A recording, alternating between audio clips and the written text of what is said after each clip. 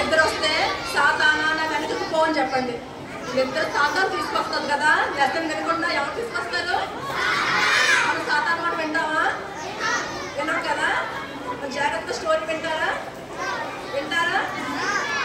నా వైపే చూడాలి అందరూ. మన థీమ్ ఏంటి? ఇంగ్లీష్లో ఫస్ట్. ఇంగ్లీష్లో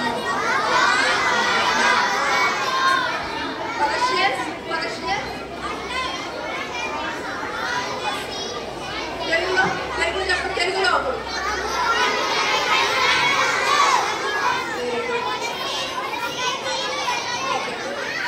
మన నుంచి ఏ లెసన్ ఫాలో అవుతున్నాం? ఏ లెసన్ వింటున్నాం మనం?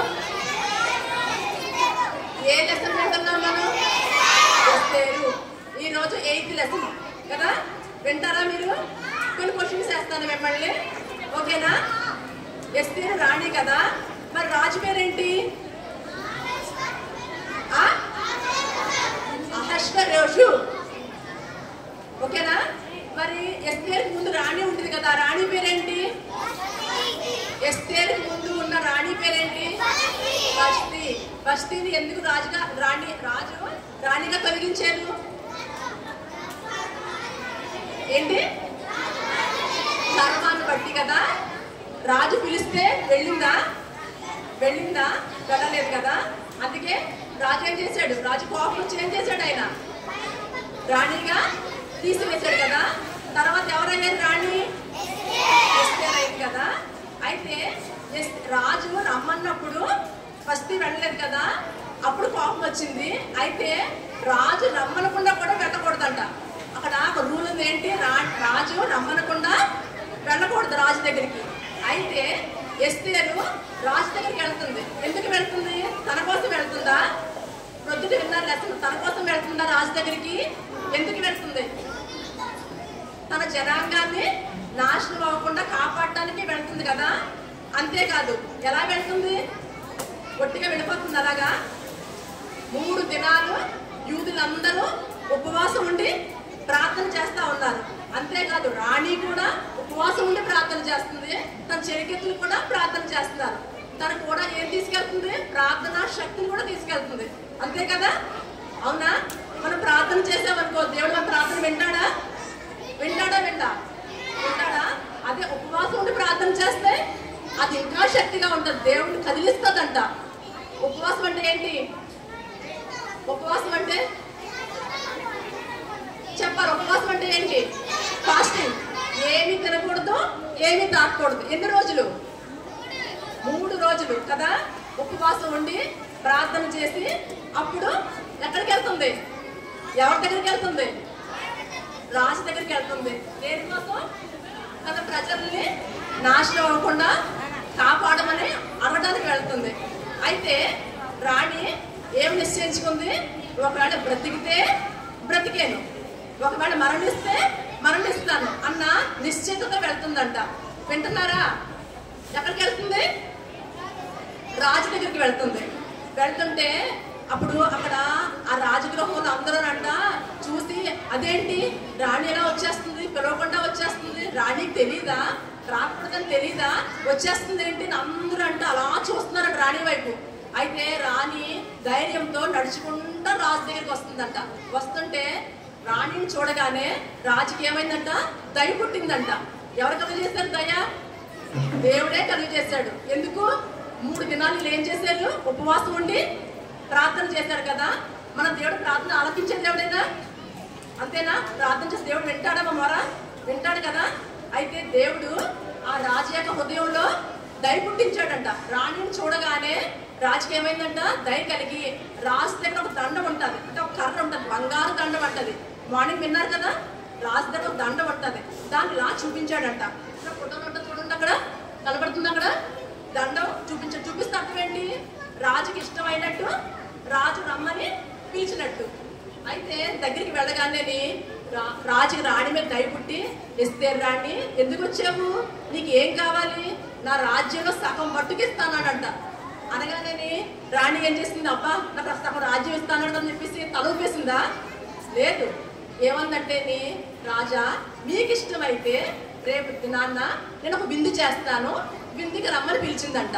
ఎవరిని? రాజుని, హామాను కూడా. హామాన్ ఎవరు? రాజగృహంలో మంచి స్థానంలో ఉన్నాడంట అతను. అర్థమైందా? రాజు అందరి అధిపతుల కంట ఉన్నత స్థానంలో పెట్టాడంట హామాన్ని. ఎవరిని? రాజుని రమ్మని పిలిచిందంట. పిలిస్తే రాజు ఏమన్నాడు? సరేనమ్మా మేము వస్తాం రాని విందుకి అని చెప్పారంట. అయితే హామాన్ ఉన్నాడు కదా, హామాన్ అంట చాలా ఆనందపడుతున్నాడంట. అదేంటి రాజుతో పాటు నన్ను పిలిచిందేంటి విందుకి?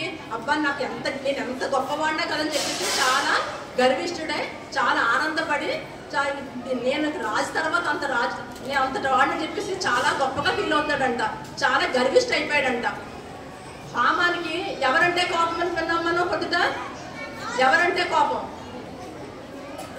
పొద్దుట విన్నాం కదా, మొద్దుకాయ. ఎందుకు మొద్దుకాయ మీద కోపం ఎందుకు వచ్చింది హామానికి? తనకి నమస్కారం చేయలేదని కదా. అందుకని మొద్దుకాయని ఏమనుకున్నాడు? మొద్దుకాయని చంపించాలి, మొద్దుకాయతో పాటు తన జనాంగం మొత్తాన్ని నాశనం చేయాలనుకున్నాడు. హామానికి ఎంత గర్వమో కదా. ఏమనుకున్నాడు?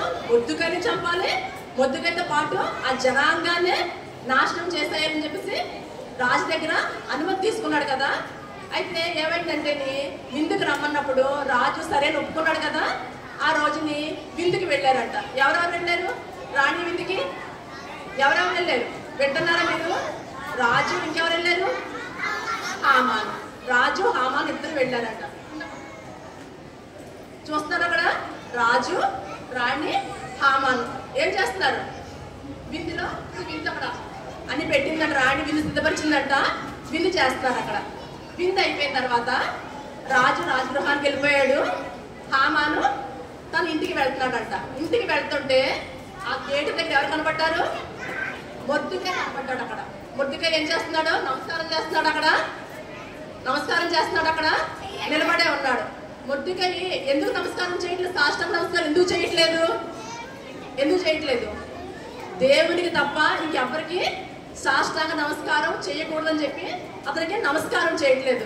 అంతేనా? మనం ఎవరికి నమస్కారం చేయాలి? దేవునికి. సాష్టాంగ నమస్కారం ఎవరికి చేయాలి? దేవునికే కదా. ఇంకెవ్వరికి సాష్టాంగ నమస్కారం చేయకూడదు కదా. అందుకని మొద్దుకాయ సాష్టాంగ నమస్కారం చేయట్లేదు. అయితే మొద్దుకాయని చూడగానే హామానికి చాలా ద్వేషం, చాలా కోపం అంట అతనికి. అయితే అలా కోపంతో ఇంటికి వెళ్ళాడంట. ఇంటికి వెళ్ళి తన భార్యని తన స్నేహితుల్ని పిలిచాడంట. కనపడుతుందా? ఎవరు? హామాను ఇంటికి వెళ్ళి తన భార్యని తన స్నేహితుల్ని పిలిచి, విన్నారా, ఈరోజు రాణి నన్ను రాజుగారిని ఎక్కడ పిలిచింది? విందుకి పిలిచింది. ఇంకెవ్వరిని పిలవలేదు. నన్ను రాజుగారితో నన్నే పిలిచింది. చూసారా నా ఘనత, నేను ఎంత హెచ్చింపబడుతున్నానో, నాకు ఎంత గొప్ప స్థానం ఉందని చెప్పి చాలా గర్వంగా చెప్పుకుంటాడంట. దేవునికి గర్విష్ఠులు అంటే అస్సలు ఇష్టం ఉండదు కదా. గర్విష్ఠులు దేవుడు ఏం చేస్తాడు? ద్వేషిస్తాడు. దీనుల్ని అన్న కృప చూపుతాడు. హామానికి ఏమొచ్చింది? ఇప్పుడు ఏమొచ్చింది? హామానికి గర్వం వచ్చింది. ఎందుకు గర్వం వచ్చింది? అక్కడ సంస్థానంలో మంచి పెద్ద ఉన్నత స్థానంలో ఉన్నాడు. తర్వాత రాణి కూడా అతను గౌరవించింది అనుకుంటున్నాడు. గౌరవించి నన్ను ఇక్కడనే పిలిచింది విందుకి అని చాలా ఆనందపడుతున్నాడంట.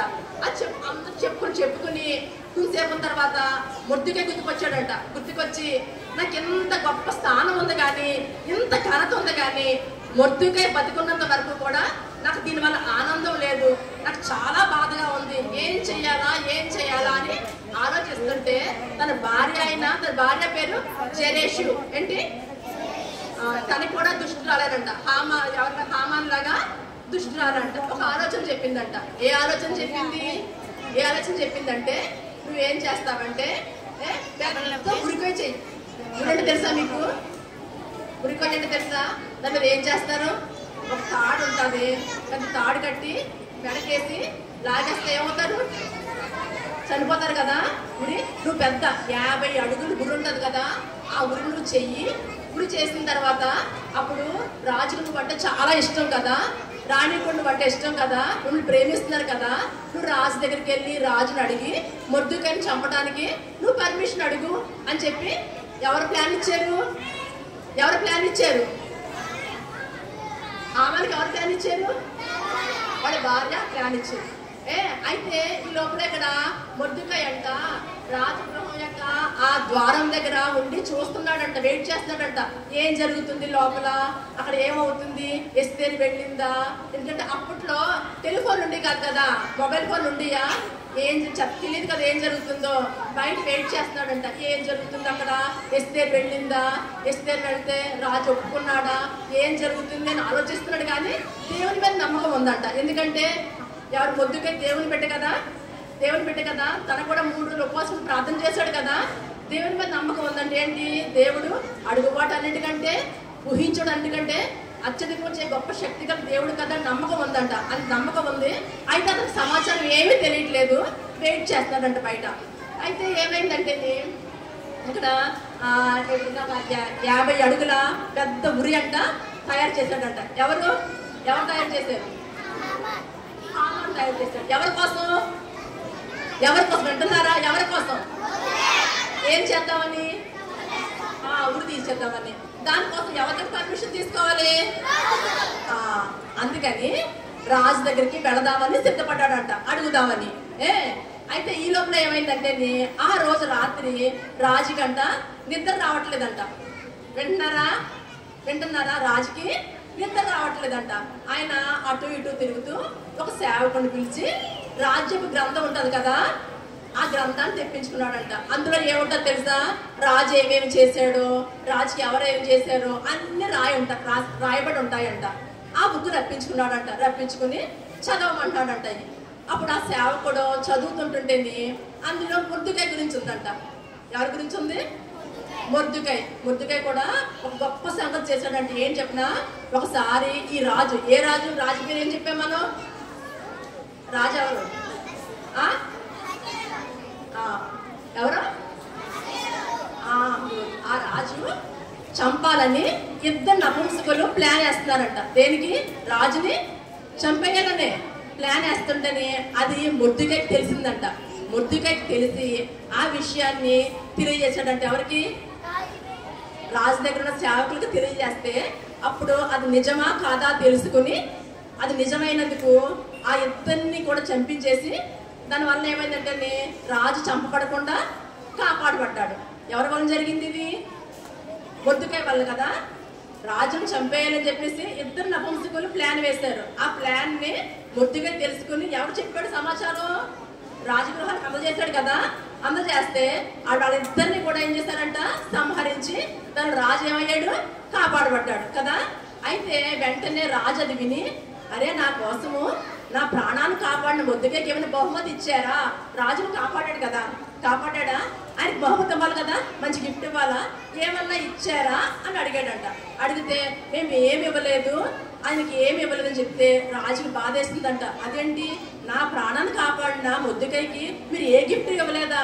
ఒక ఏదో నగన్నా ఇవ్వాలి, ఒక భూమన్నా ఇవ్వాలి, ఏమన్నా ఇవ్వాలి కదా, ఏమీ ఇవ్వలేదా అని బాధపడి ఏం చేద్దామా అనుకుంటున్నాడంట.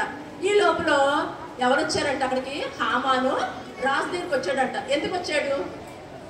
ఏ మొర్దుకై గురించి అయితే జరుగుతుందో మాట్లాడుకుంటున్నారా వీళ్ళు, ఆ మొర్దుకైని చంపడానికి, ఉరికొయ్య మీద ఉరి తీయడానికి, అడగడానికి ఎక్కడికి వచ్చాడు? రాజు దగ్గరికి వచ్చాడు కదా. అప్పుడు రాజు ఏమన్నాడంట, ఎవరున్నారు బయట అంటే హామాను ఉన్నాడు అంటే, అప్పుడు రాజు హామాను లోపలికి రమ్మంటే లోపలికి వచ్చాడంట. హామాను లోపలికి వచ్చిన తర్వాత అప్పుడు రాజు అడిగాడంట హామాను ఒకవేళ రాజు గణపరచాలంటే ఏమి చెయ్యాలి అని అడిగాడంట. అడిగితే హామాను అనుకున్నాడంట, నేనే కదా గొప్ప ఈ రాజ్యంలోను, రాజు తర్వాత నేనే కదా, ఆ స్థానంలో నేనే ఉన్నత స్థానంలో ఉన్నాను, రాణి కూడా నన్నే పిలిచింది కాబట్టి నన్నే కనపరుస్తారనుకుని ఏం చెప్పాడంటే తెలుసా? రాజా, నువ్వు కనపరచాలంటే నీ వస్త్రాన్ని వాళ్ళకి వెయ్యాలి, నీ గుర్రాన్ని వాళ్ళకి ఇవ్వాలి, నీ కిరీటం వాళ్ళకి పెట్టి రాజవీధులు మొత్తం అంతా తిప్పాలి అని చెప్పాడంట. ఎందుకు? అది తననే అనుకున్నాడు. ఏమనుకున్నాడు? నన్నే కనపరుస్తాననుకుని చెప్పాడంట. చెప్తే రాజు అన్నాడంట, అయితే నీ వెళ్ళి ఇవన్నీ మొర్దుకైకి చెయ్యి అన్నాడంట. అనగానే హామాను వెంటనే ఇలా షాక్ అయిపోయాడంట. ఎందుకు? మొర్దుకైని చంపుదామనుకుని ప్లాన్ వేస్తుంటుంటే రాజు ఏం చెప్తున్నాడు? మొర్దుకైని ఘనపరచమంటున్నాడు కదా. మన దేవుడు ఎంత గొప్పవాడే కదా, దీనుల ఎడల కృప చూపుతాడంట.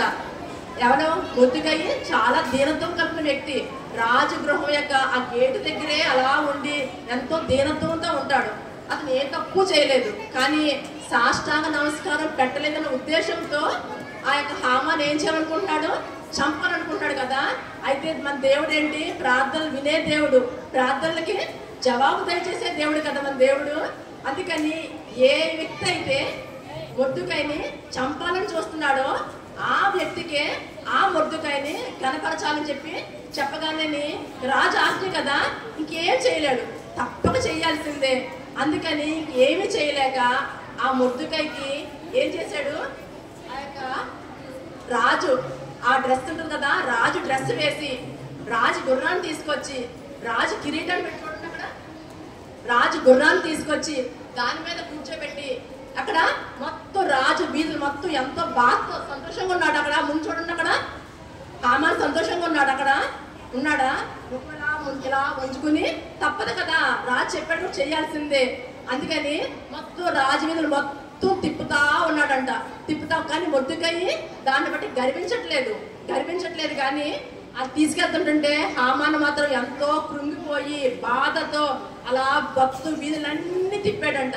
తిప్పిన తర్వాత మళ్ళీ హామాను తన ఇంటికి వెళ్ళిపోయాడు. మొద్దుకయ్యి మామూలుగానే మళ్ళీ రాజగృహం దగ్గర అక్కడ ఆ గేటు దగ్గర మామూలుగా కూర్చున్నాడంట. ఏ మాత్రం గర్వం లేదు. మన జీవితాల్లో గర్వం అనేది ఎప్పుడూ ఉండకూడదు. అయితే మనకి స్కూల్లో ఫస్ట్ వచ్చిందనుకో, క్లాస్ ఫస్ట్ వచ్చిందనుకో, అప్ప నేనే ఫస్ట్ అని గర్వం ఉండొచ్చా? ఉండకూడదు. దేవా నువ్వు నాకు జ్ఞానం ఇచ్చావు, వందనాలు అని దేవునికే మహిమ చెల్లించాలి. ఒకవేళ కాంపిటీషన్స్ జరుగుతాయి, రన్నింగ్ ఉంది, ఫస్ట్ వచ్చామనుకో, అబ్బా నేను తప్ప ఇంకెవరో కాదు, నేనే ఫస్ట్ గర్వించచ్చా? గర్వపడకూడదు. ప్రభువా నువ్వు నాకు ఇచ్చిన శక్తిని బట్టి, బలాన్ని బట్టి మీకే వందనాలు. ఎప్పుడైనా సరే మనం దేన్నన్నా ఎవరికి ఇవ్వాలి ఘనత? దేవునికే ఘనత ఇవ్వాలి, అంతే కదా. దేవుడే మనకి ఇచ్చాడు కదా. జ్ఞానం అన్నా దేవుడిచ్చిందే, బలమైన దేవుడిచ్చిందే. దేన్ని బట్టి ఏదన్నా పొజిషన్లో మన క్లాసులు లీడర్ చేశారు, పెద్ద పొజిషన్ ఇచ్చారు, దాన్ని బట్టి గర్వించచ్చా? గర్వించకూడదు. ఎవరిచ్చారు మనకి? ఎన్ని దేవుడే ఇచ్చిన దేవుడిని కనపరచాలి. మనం ఎప్పుడు ఎలా ఉండాలి? దీనత్వం కలిగి ఉండాలి, అంతే కదా. అయితే హామాను ఏంటంటే అన్ని విషయాల్లో గర్వించాడు. ఏంటి? అక్కడ సంస్థానంలో నాకే పెద్ద పోస్ట్ ఇచ్చాడు, ఇంకేంటి రాణి కూడా నన్ను విందునకు పిలిచింది అని చెప్పి ఏంటి చాలా చాలా గర్వించి ఆ బొద్దుకని కూడా తనకి లోబడలేదని, తన సాష్టాంగ నమస్కారం చేయలేదని చెప్పేసి ఆ జనాంగాన్ని చంపేయాలని ప్లాన్ వేశాడు కదా. అయితే ఏం జరిగింది? ఇప్పుడు ఆ యొక్క ప్లాన్లన్నీ ఏమైపోయాయి? రివర్స్ అయిపోయాయి కదా. ఏమైపోయింది? ఎవరిని చంపాలనుకుంటున్నాడో, ఏ వ్యక్తిని ద్వేషించాడో ఆ వ్యక్తిని ఏం చేస్తాడు? ఇప్పుడు గనపరుస్తున్నాడు. ఆ వ్యక్తి పైన కూర్చుంటే ఈ హామాన్ ఏం చేస్తున్నాడు? అక్కడ చూడండి, తన్ని తీసుకుంటా వెళ్తున్నాడు. దేవుడు ప్రతి పరిస్థితిని ఏం చేయగలడు? మార్చేయగలడు. ఆయన చేతిలో మనం ఉన్నాం కదా, అంతేనా? ఆయన చేతిలో మనం ఉన్నాం కదా, మనం ఏం చేయగలదు. మనం ఏం చేయాలి? ప్రార్థన ఒక్కటి చాలు. మన శత్రువులు ఎంతమంది ఉన్నప్పటికీ మనం చేయాల్సింది ఏంటి? మనం ప్రార్థన చేస్తే మన పక్షాన్ని ఎవరు పోరాడతారు? దేవుడే మన పక్షాన్ని పోరాడతాడు కదా. అది ఇక్కడ ఏమైంది? మొద్దుకై ఏమన్నా చేశాడా? ఏమీ చేయలేదు, ప్రార్థన ఒకటే చేశాడు. అప్పుడు దేవుడు ఏం చేస్తున్నాడు? మొద్దుకైని గనపరుస్తున్నాడు. హామాన్ ఏం చేశాడు? గర్వించి చంపాలని చూశాడు. అయితే ఏమైంది అక్కడ? అక్కడ పెద్ద ఉరికై చేశాడు కదా. తర్వాత స్టోరీ మీకు తెలుస్తుంది. హామాన్ని ఏం జరిగింది అన్నది తర్వాత మీకు తెలుస్తుంది ఏమైంది అన్నది. అయితే ఇప్పుడు తర్వాత ఏమైందంటే అంత ఊరేగించిన తర్వాత ఏం చేశాడు? ఇంటికి వెళ్ళాడంట. ఇంటికి వెళ్ళి తన భార్యని, స్నేహితుల్ని పిలిచి ఏం జరిగిందంటే, ఇలాగ నేను వెళ్ళాను కదా, మొద్దుకైని ఉరికాయ మీద ఎక్కించమని ఆర్డర్కి వెళ్ళాను కదా. అయితే ఏం జరిగిందంటే నేనే మొద్దుకైని ఊరేగించాల్సి వచ్చిందని చెప్పేసి చాలా బాధపడుతుంటే తన భార్య చెప్పిందంట, నువ్వు ఆ మొద్దుకయ్యి నువ్వు చంపాలని చూసావు కదా, అతను యూదుడైతే కనుక నీవు అతని మీద నీకు జయము కలగదు. ఎందుకు? యూదులు ఎవరు? దేవుని బిడ్డలు కదా. నువ్వు యూదులు ఆ మొద్దుకై కనుక యూదుడైతే కనుక అతని మీద నీకు ఏముండదు, ఘనత కలగదు అని చెప్పాడంట. ఏం చేయగలడు హామాను? రాజు అడగలడా? మొద్దుకైని చంపమని అడగలేడు కదా. ఇంకా బాధతో అంట అలాగా ఇంకా చూడండి ఎలా వంగిపోయిందో. మొదటి మంచి గర్వంకి ఎలా పైకి ఉండేవాడు. ఇప్పుడు ఏమైంది? మనిషి వంగిపోయేలాగా బాధతో సిగ్గుతో ఉండిపోయాడు అనమాట. తర్వాత ఏమవుతుంది అన్నది లెసన్ మళ్ళీ రేపు పొద్దున్న చూద్దరు. కానీ చూడండి, ఇదేంటి? సిలువ. సిలువ అంటే ఒక ఎస్తేరు ఎవరి కోసం వెళ్ళింది? తన ప్రజల్ని కాపాడటం కోసం. ఎక్కడికి వెళ్ళింది? రాజు దగ్గరికి వెళ్ళింది కదా. కానీ మన ప్రభు అయిన యేసుక్రీస్తు మన అందరి పాపాల కోసం. వింటున్నారా? వెళ్ళాలి. ఈ పక్క నా పక్క చూడాలి. ప్రజలందరి పాపాల కోసము ఏం చేసినాడు ఆయన? సిలువ మీద తన ప్రాణాన్ని అర్పించాడు. పాపం అంటే ఏంటి? పాపం అంటే ఏంటి? కొట్టుకోవటం, ఇంకా అబద్ధాలు చెప్పటం, తల్లిదండ్రులు లోబడపోవటం, ఇంకా కొట్టుకోవటం, గిల్లుకోవటం, యేసు ప్రభుని నమ్మకుండా, యేసు ప్రభుని నమ్మకం లేకపోవటం, ఇవన్నీ కూడా పాపాలే కదా. ఎన్ని పాపాలేనా? మాట లెసన్ వినట్లేదు. తప్పేనా ఇది? తప్పేనా? మీరు కొట్టుకుంటున్నారా? ఆ వెనకాల ఉంటారు. అసలు లెసన్ సరిగ్గా వినరా లెసన్. అది ఇవన్నీ పాపాలేనా? చెప్పండి. పాపాలంటే ఏంటి? మీ చిన్నపిల్లలు కదా, దొంగలించడం, పెన్సిల్ దొంగిలించిన, రబ్బర్ దొంగిలించిన, చాక్లెట్ దొంగిలించిన పాపమే కదా. ఆ దొంగతనమేనది. అబద్ధాలు చెప్పడం, మమ్మీకి కానీ టీచర్స్ కానీ అబద్ధాలు చెప్పడం, అది కూడా పాపమే. కొట్టుకుంటారు, ఒకరు కొట్టుకుంటారు, అది కూడా పాపమే. ఇవన్నీ పాపాల కోసం మన ప్రభు అయిన యేసు ప్రభు గారు మన కోసం, మన శిక్ష నిమిత్తం ఆయన ఏం చేశారు? సిలువ మీద మరణించి రక్తాన్ని కాచారు. ఎవరి కోసం? మన కోసం. మనం ఏం చేయాలి? యేసు మన పాపాలు కడగబడాలంటే ఏం చేయాలి? యేసు ప్రభుని నమ్మాలి, మన తప్పులన్నీ ఒప్పుకోవాలి. అవన్నీ ఏం చేయాలి? విడిచిపెట్టాలి కదా. దేవుణ్ణి మనం ప్రార్థించి ఆయన ఒప్పుకుని మన పాపాలని కడగమని అడిగితే ఆయన ఏం చేస్తాడు? ఆయన రక్తంలో మన పాపాలన్నీ కడిగి పవిత్రపరుస్తాడు కదా. ఆ తర్వాత మనం ఆయన చనిపోయిన తర్వాత అక్కడ ఉండిపోయాడు. ఆయన తిరిగి లేచాడు కదా. ఇప్పుడు ఎక్కడున్నారు? ఆయన పరలోకం కదా. మన పరలోకంకి వెళ్ళాలంటే ఏం చేయాలి? ఆయన నమ్ముకుంటే మనం కూడా పరలోకానికి వెళ్తాం. ఆయనతో పాటు సదాకాలము ఆయనతో పాటు ఉంటాం. సరేనా? నమ్ముకుంటారా? మరి దేవుణ్ణి నమ్ముకుంటారా? పాపాలన్నీ కూడా దేవుడిని అడుగుతారా? ప్రభువా నా పాపాలన్నీ తీసేయండి. అడగటమే కాదు, మళ్ళీ చేయకూడదు పాపాలు కదా. మళ్ళీ చేయకూడదు పాపాలే. అప్పుడే దేవుడు మన పాపాలను క్షమించి మనల్ని ఆయనతో పరలోకానికి చేర్చుకుంటాడు. సరేనా? సరే, మెమరీ వర్స్ చెప్తాను వినండి. చెప్పండి, అందరూ చెప్పండి. దేవుడు అహంకారులను ఎదిరించి దీనులకు కృప అనుగ్రహించును. యాకోబు 4:6.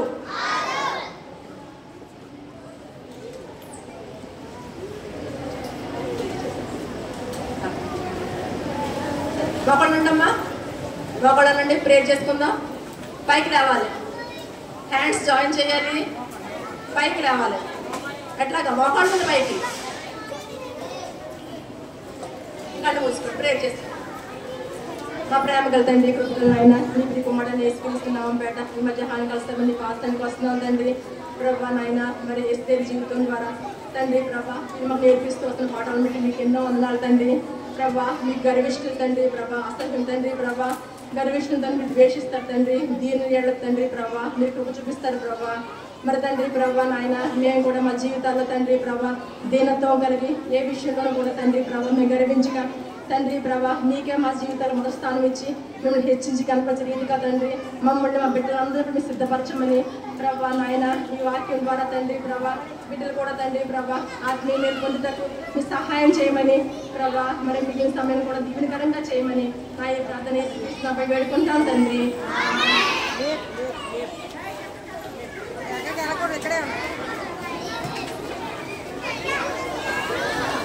పడిపోయింది.